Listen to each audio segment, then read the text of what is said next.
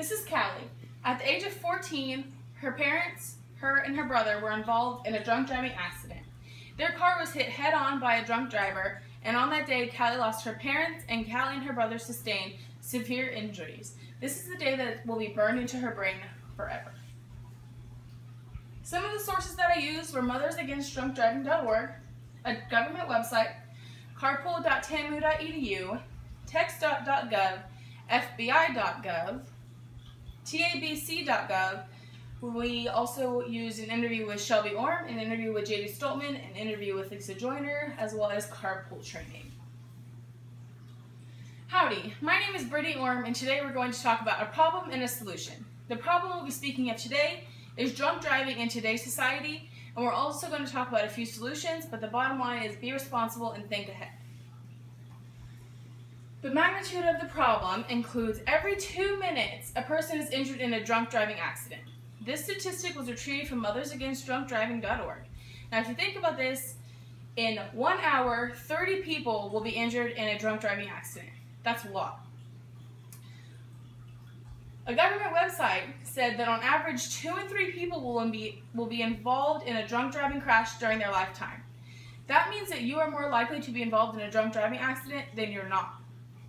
That means a lot for a national statistic to say that. The drunk driver isn't the only one impacted, meaning children are also impacted. People who you crash into are also impacted. In 2013, a total of 1,149 children were involved in traffic accidents. 93% of these deaths were alcohol related. This statistic was also retrieved from mothersagainstdrunkdriving.org. My sister and I have also come face to face with drunk driving. Probably about every kid will go to a party with their parents, and their parents will drive them home while they are drunk. The children have no say in getting in the car with their parents because they don't know better.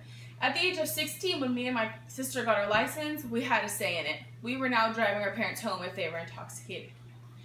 At the age of 16, my friend J.D. Stoltman was affected by a drunk driver when her sister and her brother's car was hit by a drunk driver from behind. Her sister-in-law was killed instantly, and her brother sustained severe brain damage. Many drunk drivers are not caught, but if they are caught with a child in the car, they will be charged with a $10,000 fine. They will have 2 years in a state jail, and they'll lose their license for 180 days. This information was gotten from text.gov. Laws aren't always on a drunk driver's mind. Did you know that the legal blood alcohol content level in Texas is 0.08? Not many people know that, but impairment starts with the first drink. Your blood alcohol level does not have to be 0.08. This statistic was retrieved from tabc.gov. An average drunk driver has driven over 80 times before their first arrest. This means that drunk drivers know that they're doing something wrong, but they continue to do it.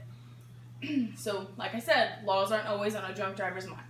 This statistic was gotten from fbi.gov.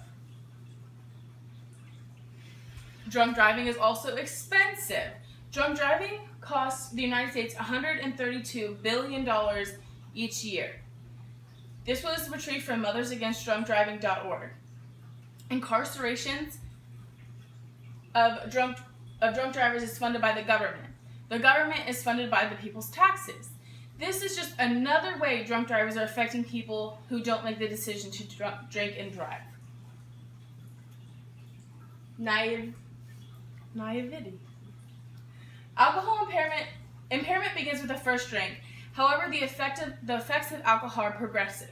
In carpool training, we learned that if someone takes 5 shots, they're going to feel fine in about 5 minutes, but in about 30 minutes, they're not going to be feeling so hot. So drink sizes are way smaller than you probably think. So 12 ounces of regular beer is equal to about 1.5 ounce shot of 80 proof liquor like whiskey and tequila and things like that. This drink picture was gotten from a government website. How can we stop these tragedies? Do a pan. Some solutions already exist. Drunk driving is not cheap.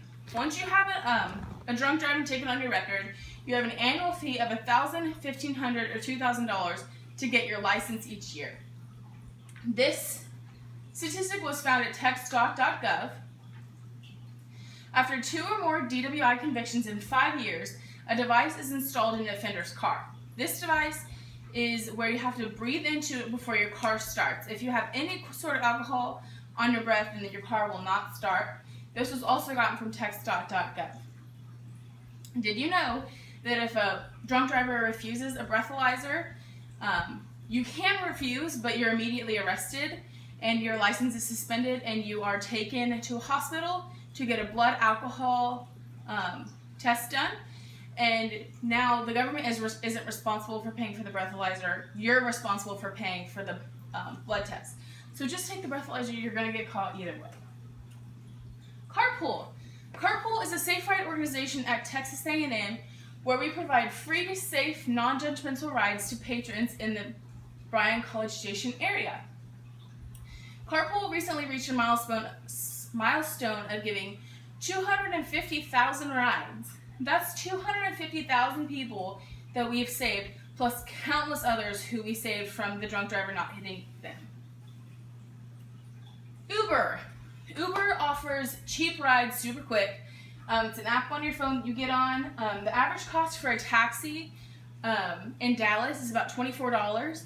And my cousin Lisa got an Uber for $12, which is about half the price. So Uber is a great option. Always, and if you don't have access to Uber or Carpool, designate a designated DD. So always plan ahead. It's super easy to find a DD. Don't use excuses. Drunk drivers always have the excuse as to why they're drunk driving, but nothing is an excuse great enough to risk lives. Drunk drivers are not the only problem. If you see a friend leaving and they're drunk, stop them. Take their keys away. Don't let them go. You are also the problem if you see that and you don't stop them. So this is a summary. We talked about drunk driving, which is far too prevalent in today's society. And we also talked about a few solutions. Always think ahead.